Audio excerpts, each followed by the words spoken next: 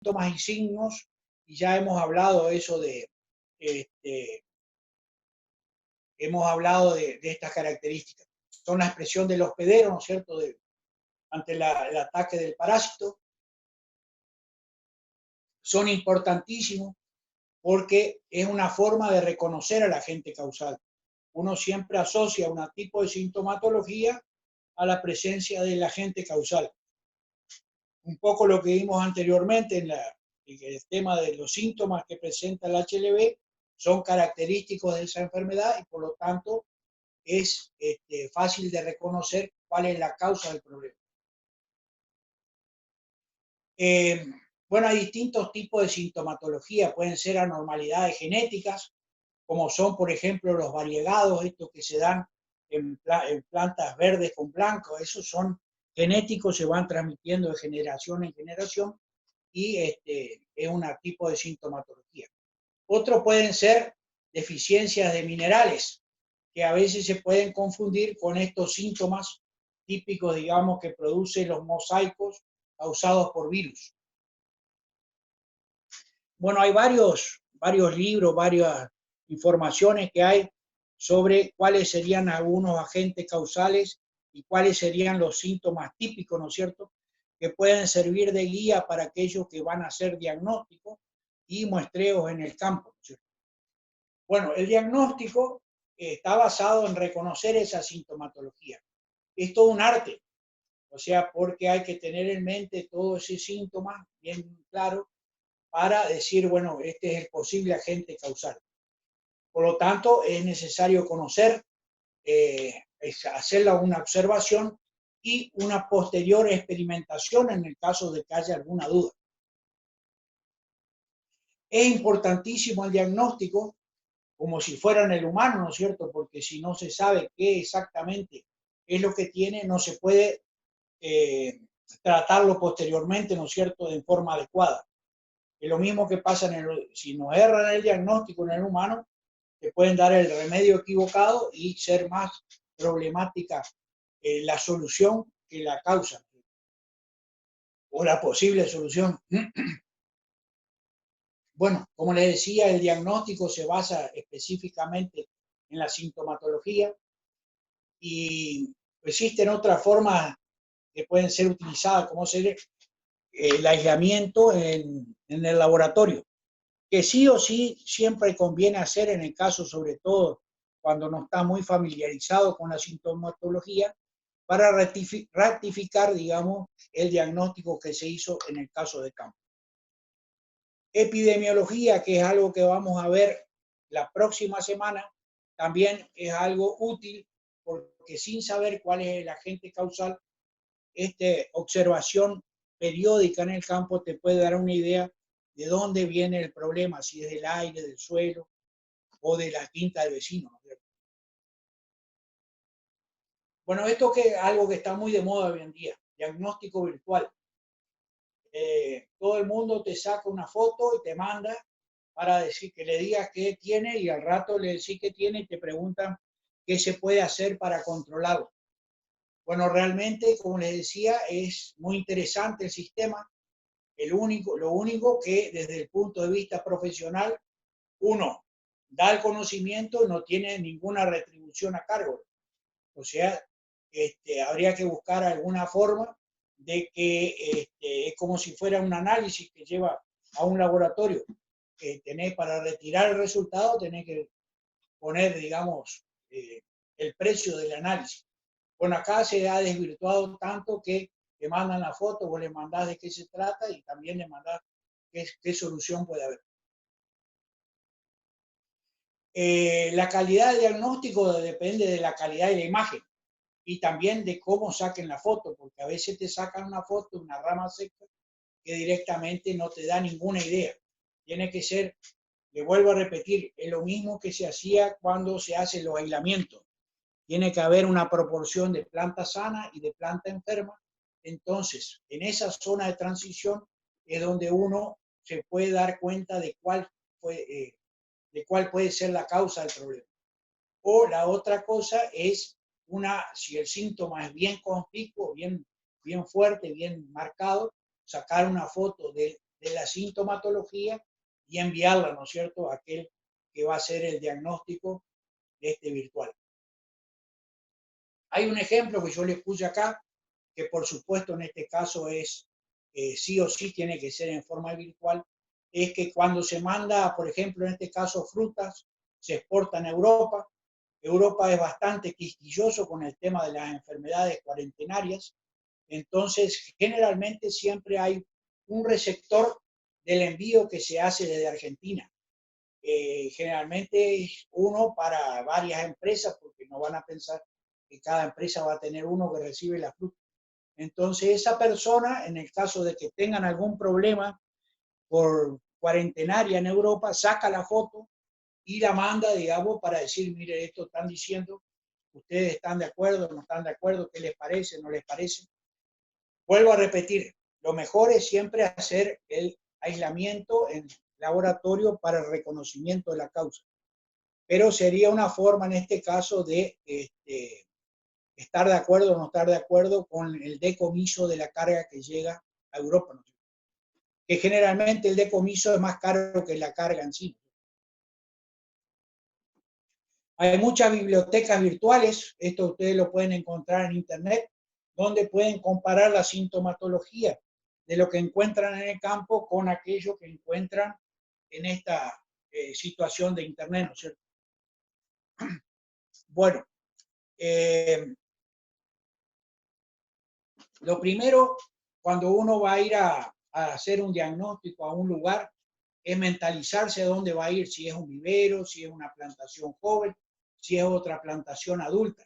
Entonces uno al mentalizarse ya puede ir pensando qué es lo que puede encontrar en ese tipo de plantación y por supuesto también pensando, relacionándolo con el hospedero por el cual viene la consulta.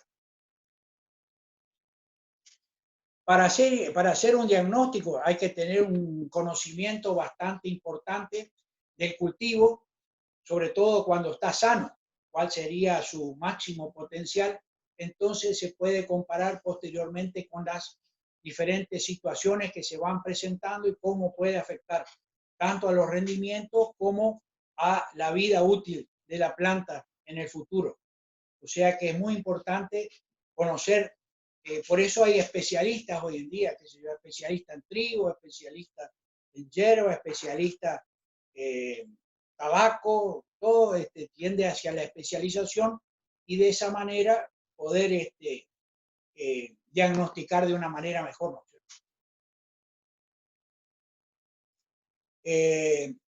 Los problemas más comunes de los hospederos son la presencia de plagas, patógenos, malezas,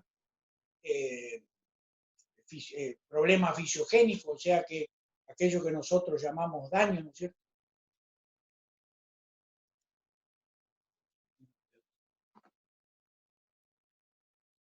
También es necesario conocer cuáles son los problemas más frecuentes que tiene ese cultivo en la región. No vamos a pensar de que aparece una enfermedad que se da ya en la zona de la Patagonia. Es muy poco probable que se dé en estas condiciones acá tropicales o subtropicales. Debemos tener en cuenta en qué estación del año se va a ir a hacer el diagnóstico y cuáles serían las condiciones ambientales que pueden haber ocurrido según la estación. Puede ser, por ejemplo, que haya habido una helada en los meses de invierno y producir un daño que es lo que generalmente te pueden hacer la consulta.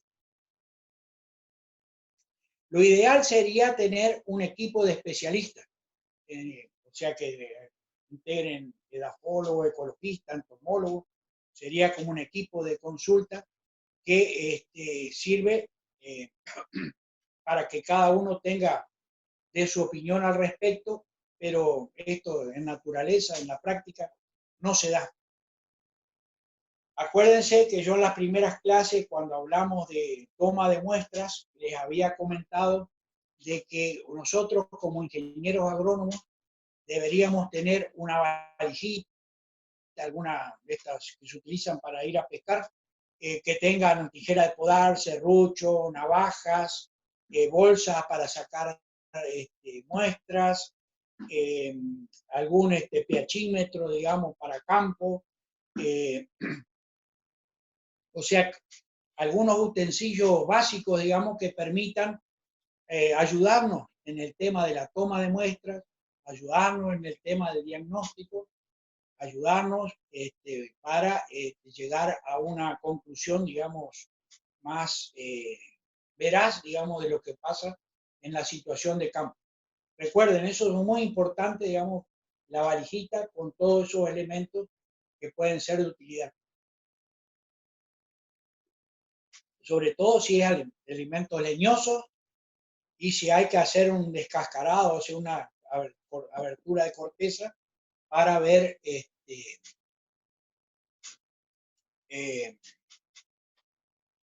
bueno, hay distintos compendios, sobre todo de la Asociación de Fitopatología o la Asociación de Entomología, para distintos cultivos y para distintas enfermedades que pueden ser de mucha utilidad, sobre todo para comparar, digamos, sintomatología con muchas fotos, compendios con muchas fotos de colores que son muy interesantes, digamos, que pueden ayudar para el tema de la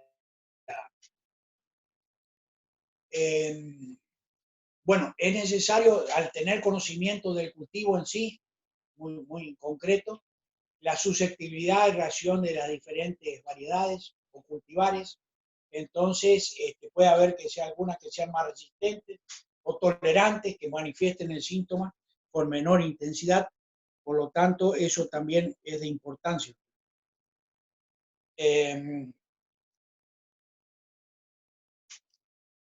Bueno, para llegar a una conclusión de cuál es el agente causal, sería algo muy parecido a lo que fue la consigna del tema de hongo, ¿no es cierto? Características morfológicas, fisiológicas y otras que nos permitan a nosotros determinar el agente causal para un mejor diagnóstico. Muy parecido a lo que fue la consigna sobre hongo, es lo que estamos tratando en este punto. Después, la otra cosa que es interesante es que esto ocurre con mucha asiduidad.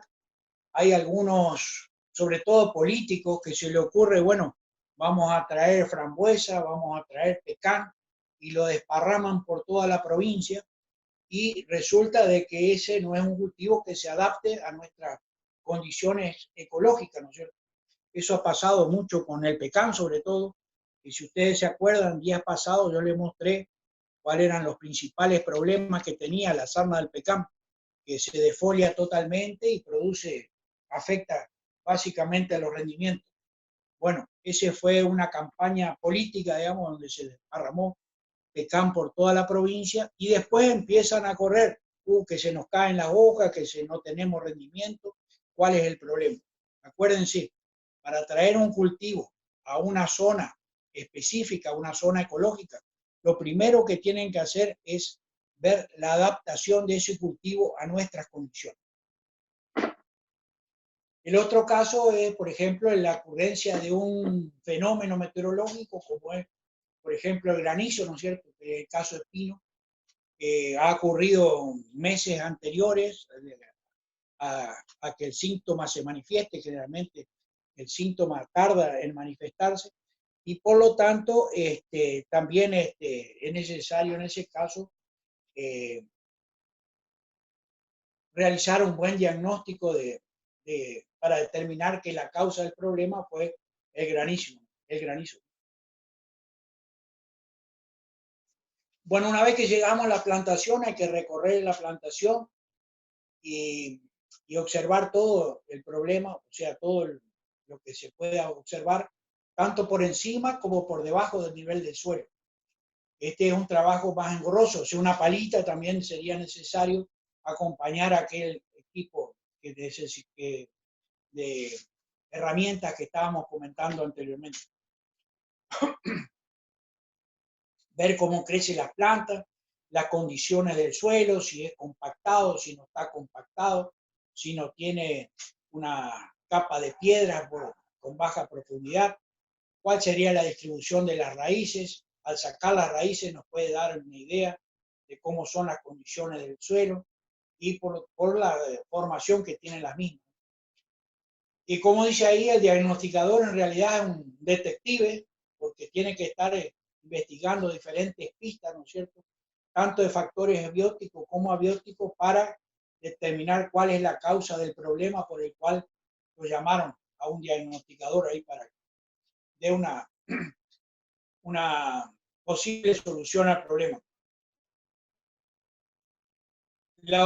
Como dice ahí, eso es muy interesante. Aquellas personas que no poseen un cierto entrenamiento no deberían arriesgarse a diagnosticar, como hablábamos anteriormente, ya que un error en el diagnóstico puede ser un problema más importante, digamos, la solución que la causa. Es lo que hablábamos, hacíamos el paralelismo con los humanos. Si no te detectan exactamente cuál es tu problema, el medicamento que te dan puede ser contraproducente.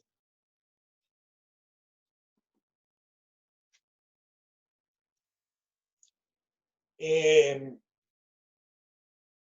eh,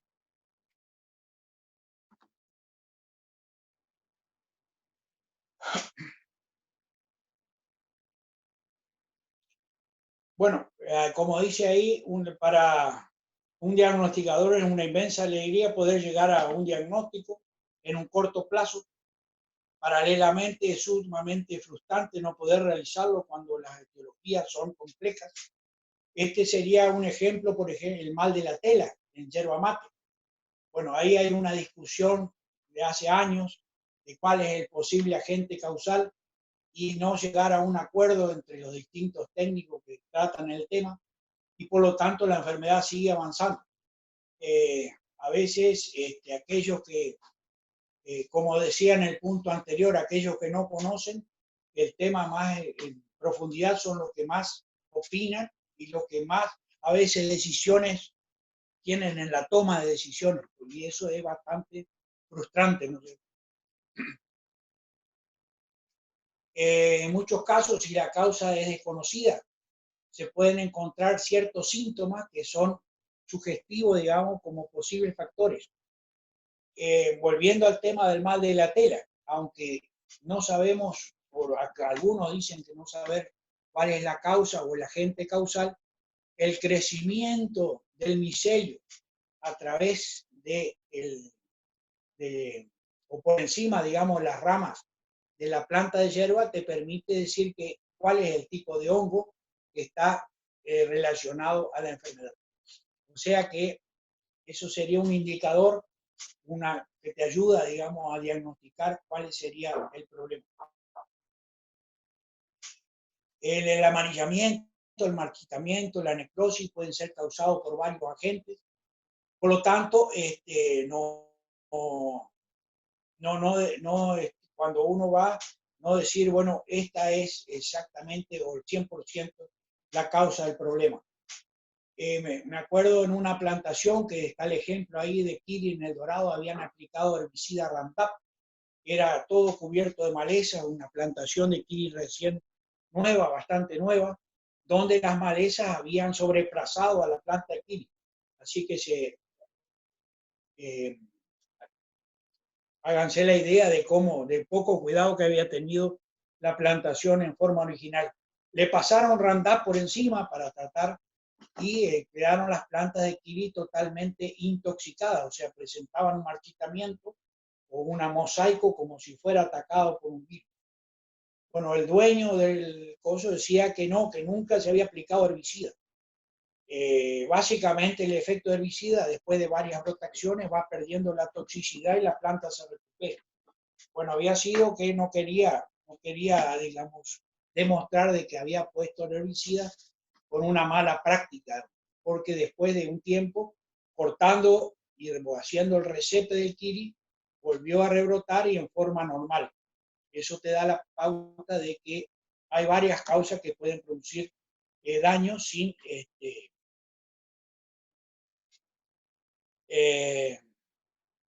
cuando es más complejo, como es el caso del declinamiento de los cítricos. El declinamiento de los cítricos es uno de los problemas que hubo más importante acá en Misiones en la década de los 60, del 70, mediados de los 70, donde se conocía como fruta bolita. Esta fruta bolita es la causa de lo que se conoce con el nombre de declinamiento.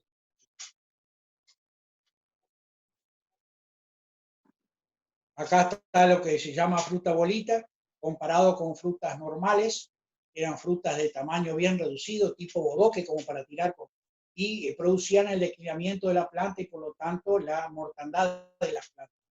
Fíjense cómo decreció la producción desde el año 69, donde había casi 180.000 toneladas de cítricos, todos de naranja, ¿eh?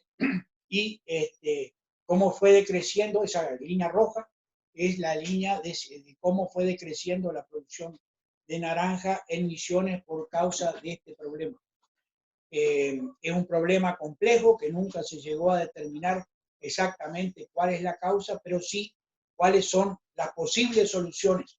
Ahí está la importancia. Las líneas celestes, las barras celestes, indican la producción de cítricos en Misiones, o sea que hubo otras especies que reemplazaron a la baja producción de naranja. Esta es la producción de cítricos en Misiones. Lo que se hizo fue diversificar tanto el porta injerto como las copas. Por eso es la característica. Fíjense cómo creció la producción de mandarinas y sobre todo para exportación. Básicamente aquellas de ciclo temprano.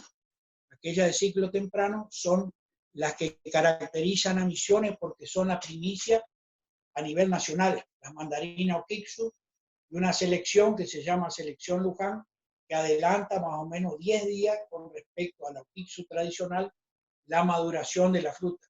Y esa es la primera fruta que aparece en el país. Tanto la naranja como el pomelo básicamente se destinan a industria y son un poco la base de lo que es el jugo saborizado que se está vendiendo, ¿no es cierto?, con ese criterio, ¿no? Igual que el limón. Bueno,